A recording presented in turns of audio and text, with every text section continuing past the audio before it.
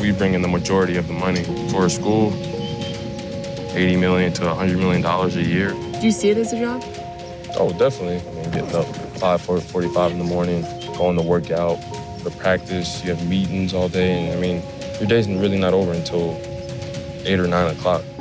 After making the SEC honor roll in his sophomore season, money issues led Peyton to leave college football. Mom, she's homeless right now, so it's kind of doing it for her. And it's like, including me, it's like 5 people sleeping in one room sometimes.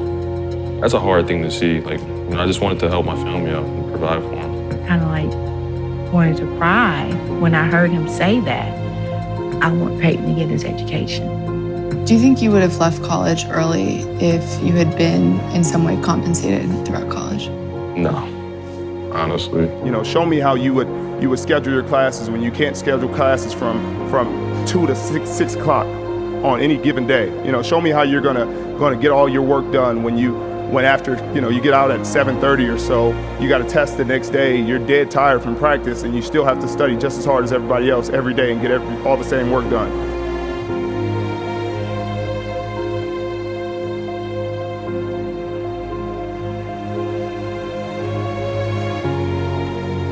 In fact, CBS Sports published a study on the topic with data from the Pac-12, the league Sherman competed in while at Stanford.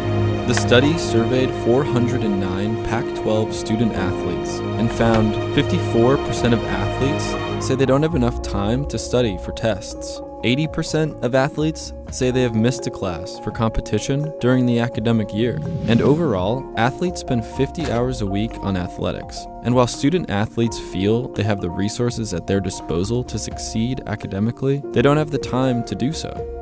The University of North Carolina today reeling from a really big blow to its reputation, especially the integrity of its legendary sports program. The University of North Carolina even went as far as committing academic fraud for 18 years. Advisors enrolled students in paper classes, which were fake classes used to inflate student-athlete GPAs to keep them eligible to play. So in many cases, these student athletes are not receiving the education they're promised, the cost of which is by law how they're compensated. But beyond that, the cost of that education is lower than the revenue most big school athletic departments bring in.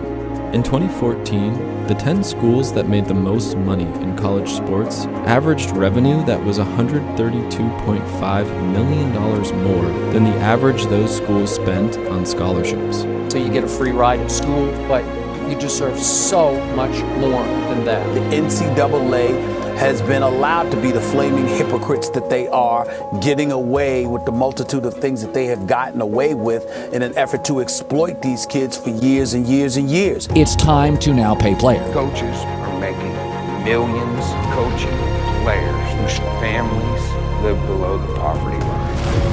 I thought I would be playing professionally right now. I never would have expected to be here. They're propelling a billion-dollar industry getting sweatsuit for it.